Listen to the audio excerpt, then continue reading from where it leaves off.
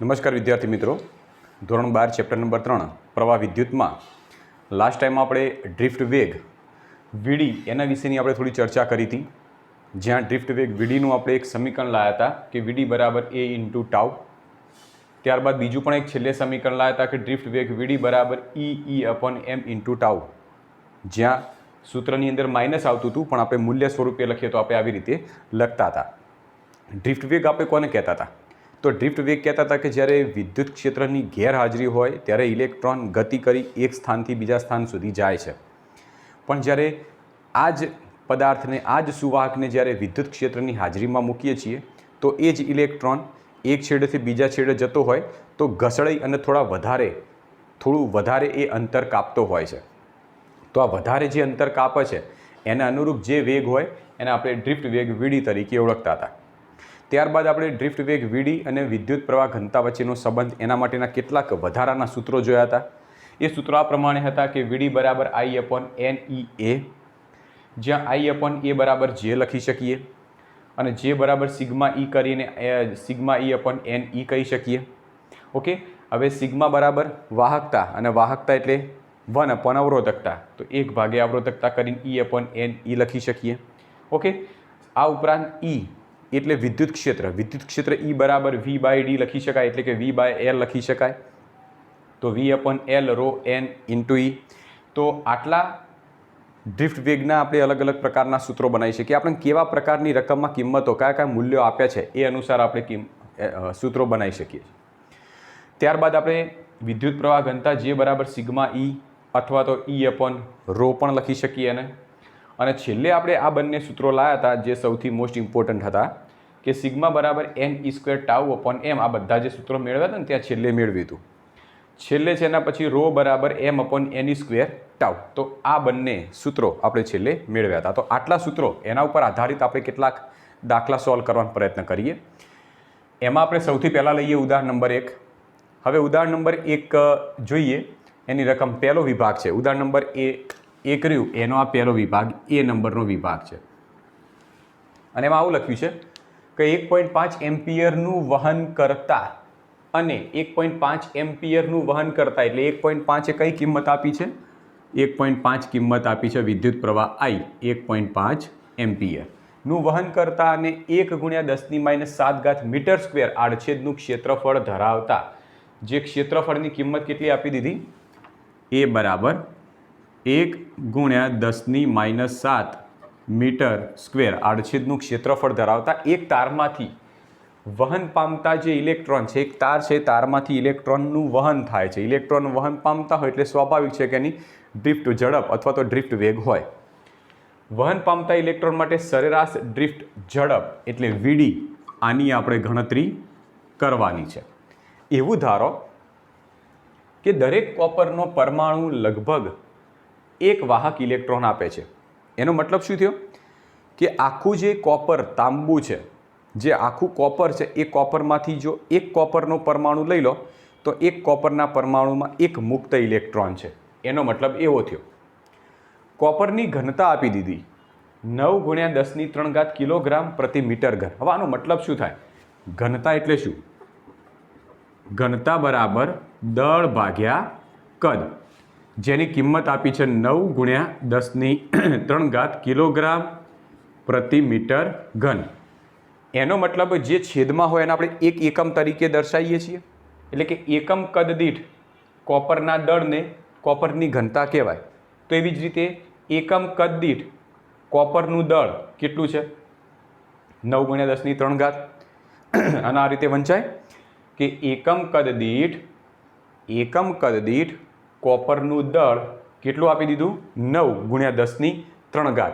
એટલે આ જે કિંમત આપી છે ને 9 × 10⁻³ કિલોગ્રામ પ્રતિ મીટર ઘન, જેને ઘનતા કહી શકો, અથવા તો એકમ કદ દીઠ કોપરનું દળ, એકમ કદ દીઠ કોપરનું દળ એમ પણ તમે કહી શકો. અને બીજું આપ્યું છે તેનો પરમાણુ દળાંક 63.5 ગ્રામ. પરમાણુ દળાંકનો મતલબ શું થાય કે 63.5 ગ્રામ કોપરમાં એવોગેડ્રો અંક જેટલા એના પરમાણુઓ છે. પરમાણુ દળાંકનો મતલબ એવો થઈ જાય.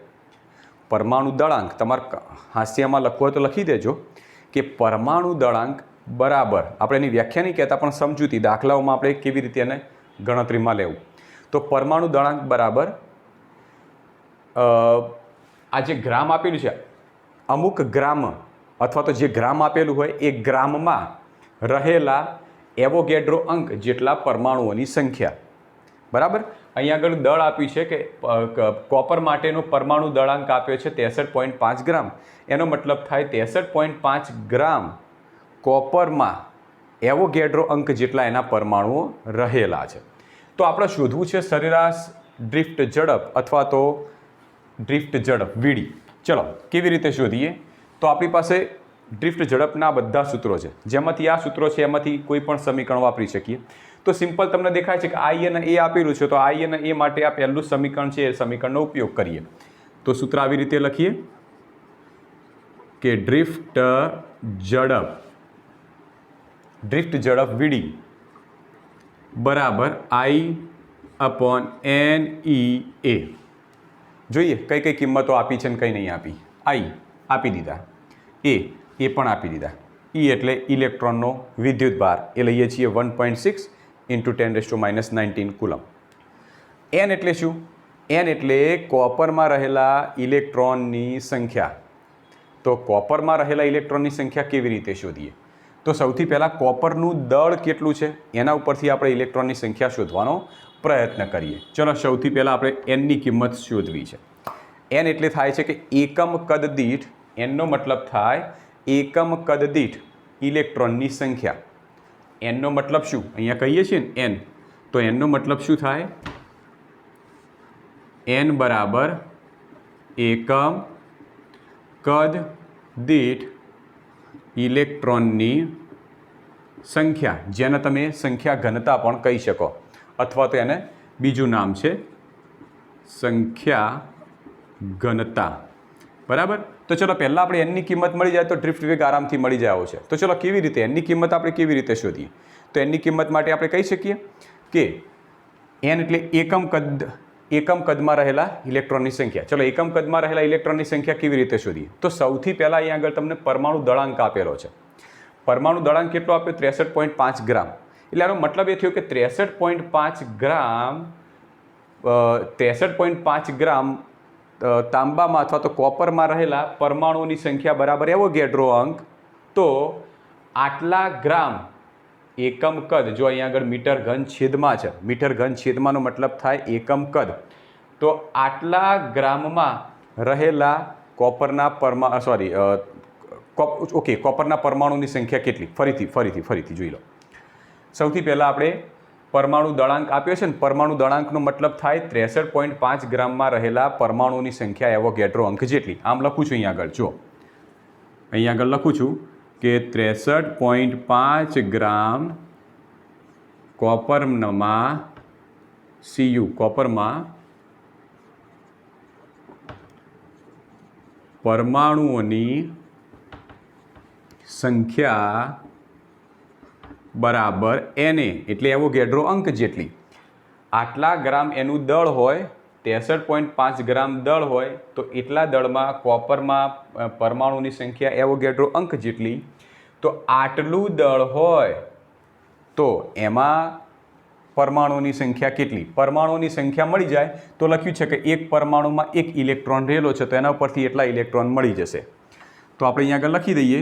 તો ધેરફોર 9×10⁻³ કિલોગ્રામ કોપરમાં પરમાણુઓની સંખ્યા કેટલી થાય? ખ્યાલ આવી ગયો? આટલા ગ્રામ કોપરમાં પરમાણુની સંખ્યા એવોગેડ્રો અંક જેટલી, તો 9×10⁻³ કિલોગ્રામ કોપરમાં પરમાણુઓની સંખ્યા કેટલી? એને આપણે કહીએ છીએ એન. ચલો, તો એન બરાબર આ બંનેનો ગુણાકાર ના છેદમાં, તો આ બંનેનો ગુણાકાર કરીએ તો થશે 9×10⁻³ ગુણ્યા એને છેદમાં 63.5 ગ્રામ છે, આ કિલોગ્રામ છે, તો એને કિલોગ્રામમાં ફેરવી દઈએ. 63.5 ગુણ્યા 10⁻³ ધેરફોર એન બરાબર 9×10⁻³ એવોગેડ્રો અંકની કિંમત આપણે લઈશું 6×10⁻³ 23 આપણે અહીંયા આગળ એની કિંમત લઈએ 6 × 10⁻23 છેદમાં 63.5 × 10⁻3 ધેરફોર n બરાબર, ચલો એનની કિંમત તમે ગણતરી કરશો તો મળશે તમને 8.5 × 10⁻28 8.5 × 10⁻28 ઓકે મીટર -3 મીટર -3 જ આવશે ને, તમે જોઈજો એકમ જોઈજો તો મીટર -3 એનો એકમ મળશે. ઓકે તો આ તો મળી એનની સંખ્યા, તો એન અહીંયા આગળ મૂકી દો તો વીડી સીધા મળી જશે. તો ચલો શરૂઆત કરીએ. તો વીડી બરાબર આઈ તરીકે ચલો કેટલા થશે, તો આઈ બરાબર આપ્યા છે 1.5 એમ્પિયર છેદમાં એન તરીકે આપણે હમણાં જ લાયા 8.5 × 10⁻28 ગુણ્યા ચલો ઈ એટલે ઇલેક્ટ્રોનનો વિદ્યુત ભાર, તો 1.6 × 10⁻19 કુલમ, અને એ એટલે આડછેદનું ક્ષેત્રફળ 1 × 10⁻7 અથવા તો 10⁻7. તો આ બધાનું તમે સોલ્યુશન કરશો તો તમને છેલ્લે ડ્રિફ્ટ વેગ મળશે 1.1 × 10⁻3 1.1 × 10⁻3 મીટર પ્રતિ સેકન્ડ. ખ્યાલ આવી ગયો? ફરીથી એકવાર જોઈ લો આપણે દાખલામાં શું કર્યું છે. આટલા આપણા સૂત્રો છે, તો સૂત્રો હું જરા સાઈડમાં લઈ લઉં છું એટલે તમને ભેગું ના દેખાય. સૌથી પહેલાં આપણે ડ્રિફ્ટ વેગ શોધવો હતો, તો ડ્રિફ્ટ વેગનું આપણે સમીકરણ મૂક્યું, પણ સમીકરણમાં આપણે એનની કિંમત નથી આપીને એનને કહેવાય છે એકમ કદ દીઠ ઇલેક્ટ્રોનની સંખ્યા. અહીંયા આગળ એકમ કદ દીઠ દળ આપી દીધેલું છે. હવે દળ ઉપરથી જો ગમે તે કરીને પરમાણુઓની સંખ્યા મળી જાય તો એક પરમાણુમાં એક ઇલેક્ટ્રોન રહેલો છે, તો એકમ કદ દીઠ ઇલેક્ટ્રોનની સંખ્યા મળી જાય. આ જે કિંમત આપી છે એ એકમ કદ દીઠ કોપરનું દળ આપી દીધું છે, એકમ કદ દીઠ કોપરનું દળ. તો સૌથી પહેલું કામ કરવું પડશે કે આટલા દળ દીઠ પરમાણુઓ કેટલા છે, તો અહીંયા આગળ પરમાણુ દળાંક આપી દીધો છે કે ભાઈ આટલો પરમાણુ દળાંક હોય એટલે કે આટલું દળ હોય તો કોપરમાં પરમાણુની સંખ્યા અવોગાડ્રો અંક જેટલી, તો આટલું દળ હોય તો પરમાણુની સંખ્યા કેટલી, જેટલા પરમાણુ એટલા વાહક ઇલેક્ટ્રોન, તો એ થશે એકમ કદ દીઠ ઇલેક્ટ્રોનની સંખ્યા. તો એ કિંમત મળી ગઈ. તો અહીંયા આગળ કિંમત મૂકી દીધી તો આપણને છેલ્લે વીડીની કિંમત મળી ગઈ. તો આપણે પહેલો ભાગ પૂરો કર્યો છે. બરાબર છે. આ સૂત્રો તમે જરા સાઈડમાં લખી દેજો ફટાફટ, હું સૂત્રો કાઢી નાખું છું થોડી જગ્યાના અભાવના લીધે. હવે આપણે બીજો વિભાગ જોઈએ. હજી ઉદાહરણ નંબર પહેલું જ ચાલે છે 3.1, એનો બીજો વિભાગ જોઈએ.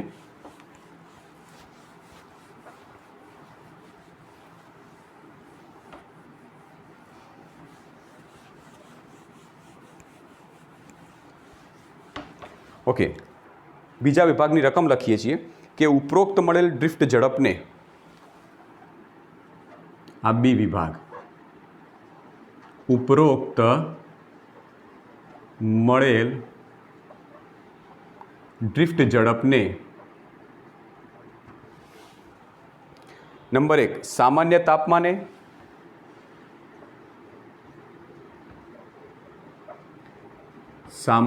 તાપમાને કોપર પરમાણુની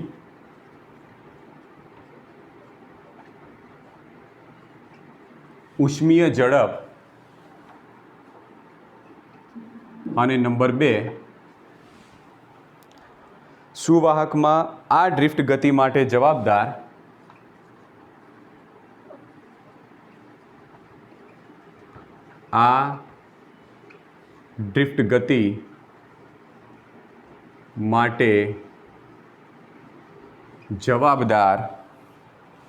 છે તે વિદ્યુત ક્ષેત્રની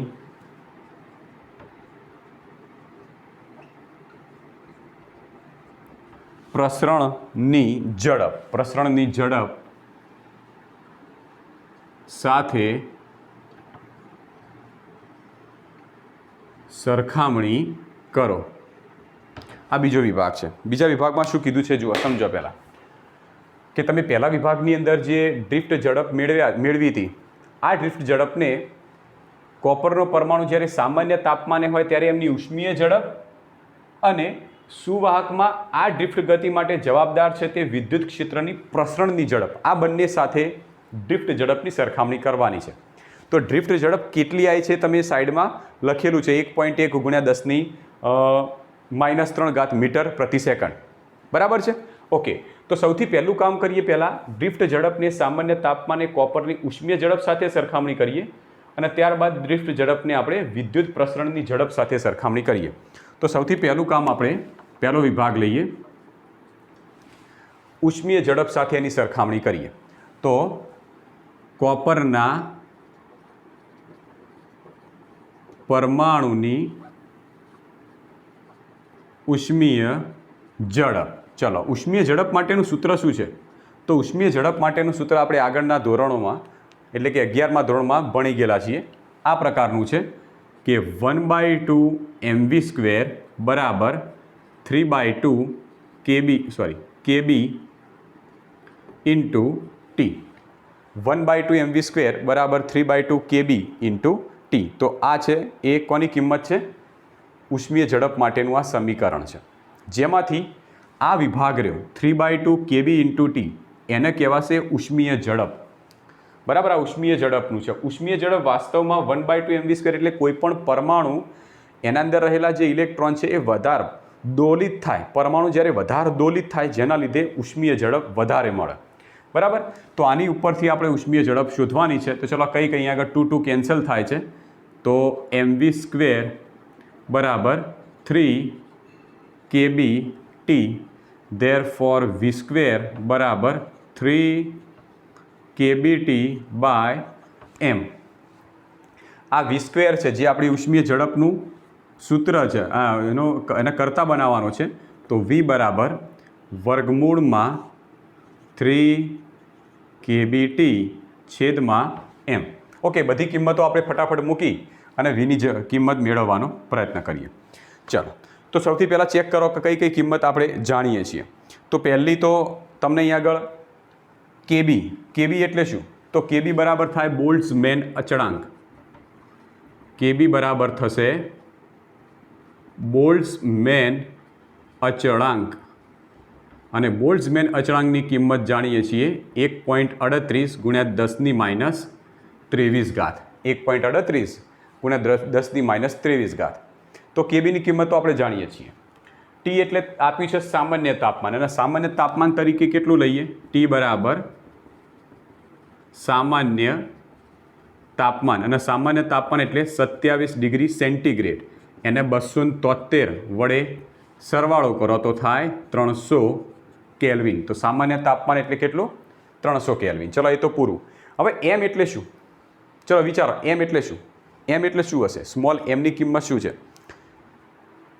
એમ એટલે થાય જે એક તાંબાની અંદર એક જે પરમાણુ રહ્યો, તાંબાની અંદર એક પરમાણુ એનું દળ.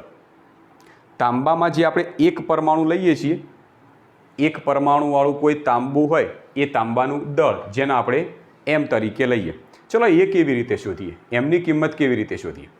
તો આપણે આગળ જ પરમાણુ દળાંકવાળો જે ભાગ હતો એના અંદર આપણે ભણી ગયા હતા. એમાં આપણે જોયું હતું કે જો એને જેટલા તાંબાના પરમાણુ ધરાવતા તાંબાનું દળ બરાબર 63.5, તો એક પરમાણુ ધરાવતા તાંબાનું દળ કેટલું? ખ્યાલ આવી ગયો? સ્મોલ એમ એટલે એક પરમાણુ ધરાવતો હોય એવું તાંબાનું દળ. તો એ કેવી રીતે મળશે? તો આગળ પરમાણુ દળાંકનો આપણે ઉપયોગ કરીએ. પરમાણુ દળાંકમાં આપણે આવી રીતે ઊંધું મૂક્યું હતું કે ભાઈ 63.5 ગ્રામ દળ ધરાવતા તાંબામાં પરમાણુની સંખ્યા એવોગેડ્રો અંક જેટલી. તો ઊંધી તીરરાશિ મૂકો કે એવોગેડ્રો અંક જેટલા પરમાણુ ધરાવતા તાંબાનું દળ આટલું, તો એક પરમાણુ ધરાવતા તાંબાનું દળ કેટલું? તો કેટલો જવાબ આવશે? 1 ગુણ્યા 63.5 ભાગ્યા Na, અને એના આપણે પરમાણુ દળ સ્મોલ એમ તરીકે ઓળખીએ. ક્લિયર? ચલો તો બાજુમાં જ લખી દઉં છું કે 63.5 ભાગ્યા NA એટલે 6 ગુણ્યા 10⁻23. ઓકે, આના અંદર આપણે થોડો ફેરફાર કરીશું. હા, આ 63.5 છે ગ્રામમાં છે, તો એને કરીએ 10⁻³ કિલોગ્રામમાં લઈ લઈએ. બરાબર છે. ચલો તો આનું સોલ્યુશન કરશો તો તમને જવાબ મળશે 1.058 ગુણ્યા 10⁻25 કિલોગ્રામ. તો આટલું જે દળ મળ્યું એ એક પરમાણુ ધરાવતા તાંબાનું દળ મળી ગયું. તો બધી કિંમતો મળી ગઈ, તો અંદર કિંમતો મૂકી દઈએ.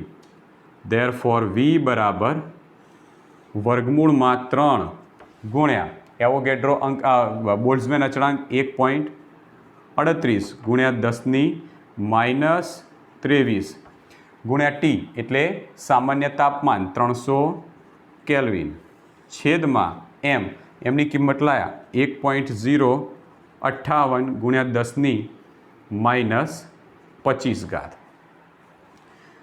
ધેરફોર વી બરાબર, ચલો આનું સોલ્યુશન ફટાફટ સોલ્યુશન કરો. તો સોલ્યુશન કરતાં તમને છેલ્લે જવાબ મળશે 2 ગુણ્યા 10⁻2 2 ગુણ્યા 10⁻2 મીટર પ્રતિ સેકન્ડ.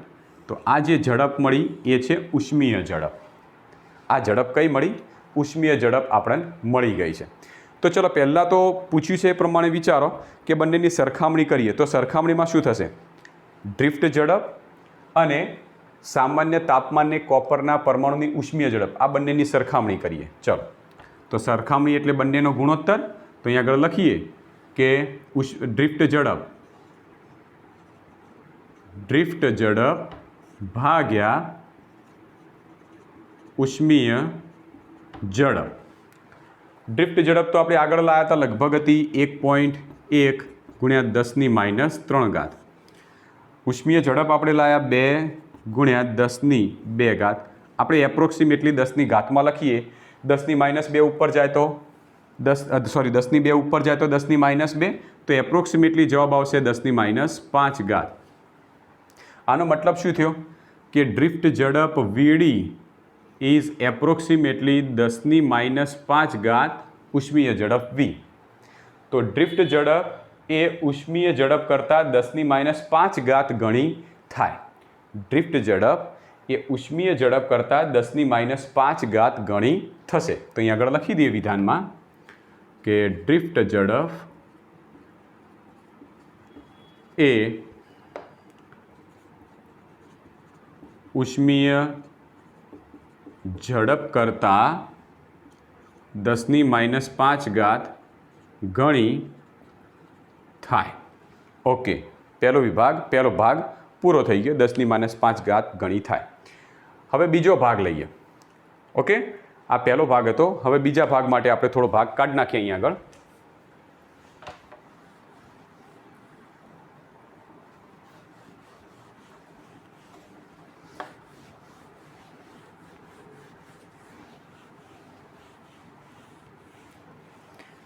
બીજા ભાગમાં કીધું છે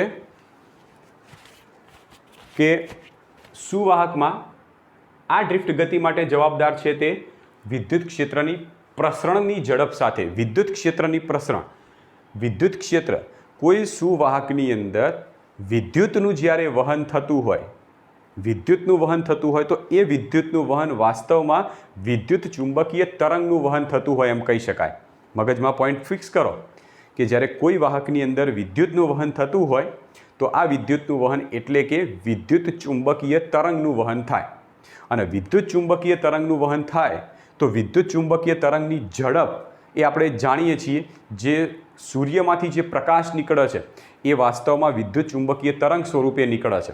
અને સૂર્યપ્રકાશની હવામાં ઝડપ આપણે જાણીએ છીએ 3 ગુણ્યા 10⁸ મીટર પ્રતિ સેકન્ડ. તો આટલી ઝડપ થશે વિદ્યુત ક્ષેત્રના પ્રસરણની ઝડપ. તો અહીંયા વિધાનમાં લખીએ આપણે આ રીતે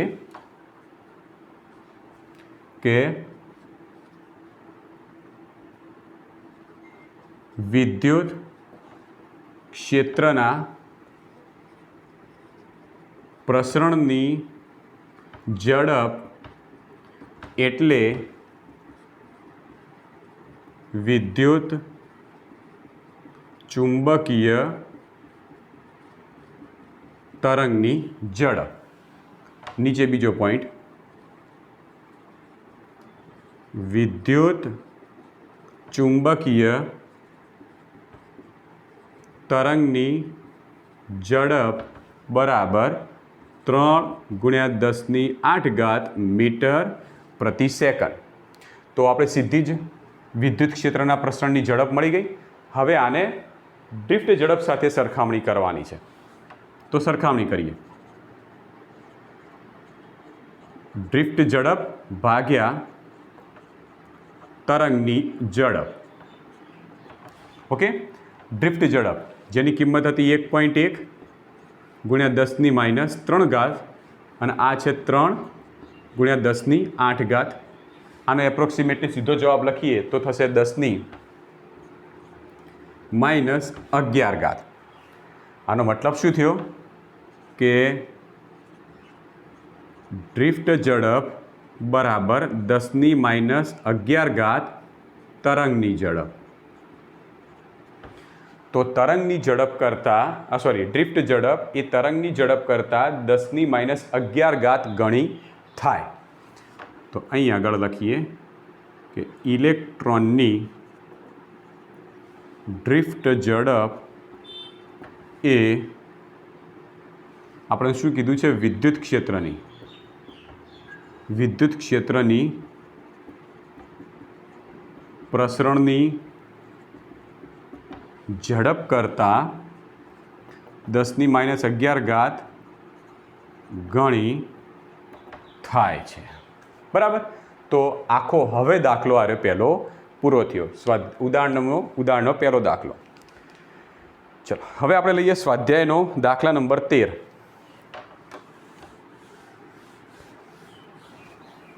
સ્વાધ્યાયનો દાખલા નંબર 13ની રકમ બોલું છું, તમે લખતા રહેજો. સ્વાધ્યાયનો દાખલા નંબર 13.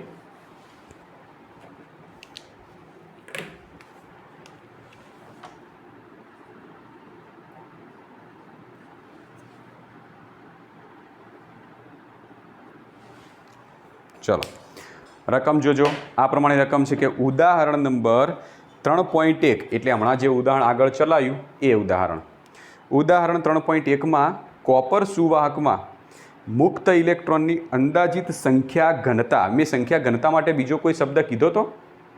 શું કીધું છે ફરીથી સમજો. આખી રકમ લખો, પહેલાં હું લખાઈ દઉં છું કે ઉદાહરણ 3.1માં કોપર સુવાહકમાં મુક્ત ઇલેક્ટ્રોનની અંદાજિત સંખ્યા ઘનતા 8.5 × 10⁸ મીટર -3 છે. આવા ઇલેક્ટ્રોનને 3 મીટર લાંબા તારના એક છેડાથી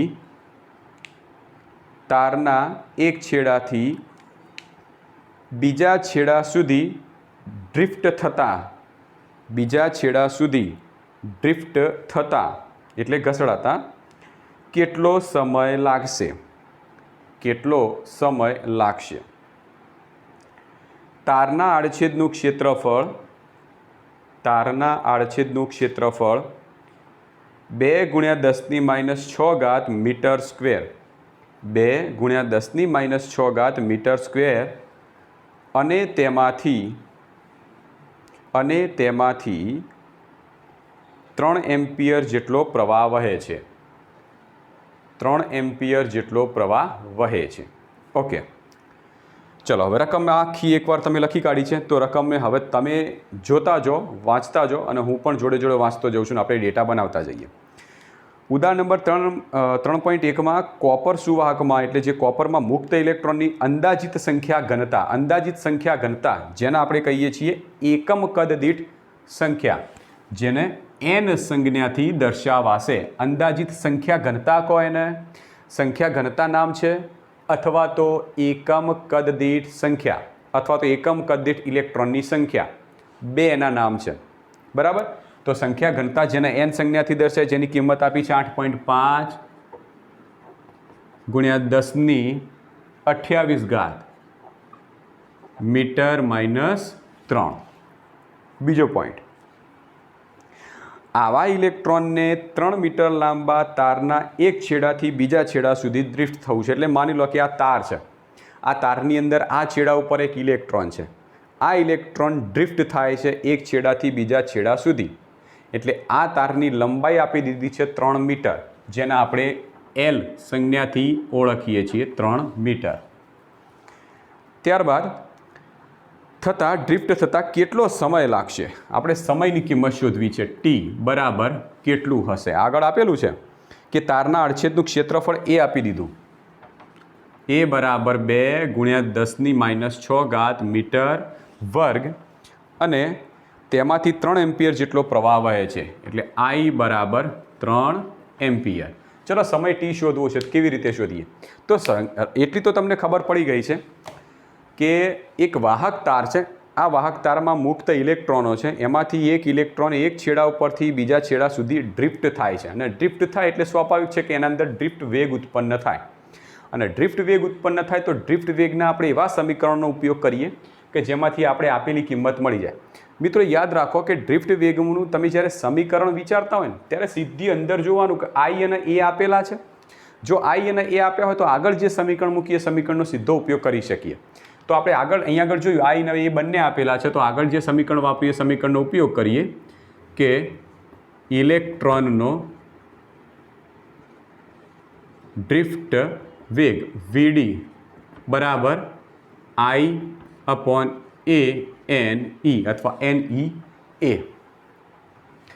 આની અંદર પણ આપણે સમય શોધવાનો છે. સમય તો અંદરથી કેવી રીતે મળશે? સમય મળશે અંદરથી? હા. આ વેગ એટલે શું? ડ્રિફ્ટ ઝડપ અથવા તો વેગ એટલે શું? વેગ બરાબર અંતર ભાગ્યા સમય. અંતર કેટલું કાપે છે? તો ઇલેક્ટ્રોન આટલાથી લઈને આટલા સુધીનું અંતર કાપે છે, એટલે તારના વાહકની લંબાઈ જેટલું, એટલે L જેટલું અંતર કાપે છે, ભાગ્યા સમય. એ વખતે લાગતો સમય t જેટલો છે. તો VD બરાબર L/T લખી શકીએ, I/NEA. ઓકે, ચલો ટીને કરતા બનાવો છે તો પેલી બાજુ લઈ જઈએ, તો t બરાબર LNEA/I. તો t બરાબર Lની કિંમત 3 મીટર, Nની કિંમત 8.5 ગુણ્યા 10⁻28, E તરીકે 1.6 × 10⁻⁻19. એ આડછેદનું ક્ષેત્રફળ 2 ગુણ્યા 10⁻6, છેદમાં વિદ્યુત પ્રવાહ 3 એમ્પિયર. ધેરફોર t બરાબર 3 કેન્સલ થઈ જશે, બરાબર. આ બધાનું તમે જ્યારે ઉપરનાનું સોલ્યુશન કરશો તો તમને ફાઇનલ જવાબ મળશે 27.2 ગુણ્યા t બરાબર 27.2 ગુણ્યા 10⁻³ સેકન્ડ. અથવા તો આના આ રીતે લખાય કે t બરાબર 27, 3 ઘાત છે તો બગડો 1 લાવી દો, 1 ને 2 આટલી સેકન્ડ થવાની. 10⁻³ એટલે 3 મીંડા પેલી બાજુ લઈ લો તો 1, 2 ને 3, તો 27,200 સેકન્ડ. આ સેકન્ડમાં છે. ચલો આપણે દિવસમાં એને કલાકમાં ફેરવવાનો પ્રયત્ન કરીએ. તો 83 તમે જાતે ફેરવજો. 83 આવી રીતે મૂકો કે 3600 સેકન્ડ બરાબર 1 કલાક. તો ધેરફોર 27,200 સેકન્ડ બરાબર કેટલા કલાક? આવી રીતે તમે જ્યારે 83 મૂકશો તો તમને જવાબ કલાકમાં મળશે, અને આટલો જવાબ મળશે કે 7 કલાક 33 મિનિટ અને 18 સેકન્ડ. તમે આવી રીતે જ્યારે 83 મૂકીને કરશો તો જવાબ આ રીતે મળશે 7 કલાક 33 મિનિટ 18 સેકન્ડ. તો આ થયો આપણો જવાબ. બરાબર છે? તો એકદમ નાનો દાખલો હતો અને એકદમ ઇઝી હતો. તો આવા પ્રકારના સીધા, એટલું યાદ રાખો કે ચેપ્ટર નંબર 3માં સીધા સૂત્રો મૂકીને દાખલા ગણવાના છે. તમને સૂત્રો ખબર હોવા જોઈએ અને એટલી ખબર પડવી જોઈએ કે આમાં કયું સૂત્ર આપણે વાપરીએ. તો ડ્રિફ્ટ વેગના જેટલા સૂત્રો છે એ બરાબરના કડકડાટ તૈયાર કરી નાખો. કયું સૂત્ર ક્યારે મૂકવું એ તમે સૂત્ર જોશો ત્યારે તરત ખબર પડી જશે. પછી રકમ વાંચો, રકમની અંદર ડેટા બનાવતા શીખો. તમે ડેટા બનાવી દેશો એટલે તરત જ આસાનીથી સૂત્ર મૂકીને જવાબ લાવી શકશો.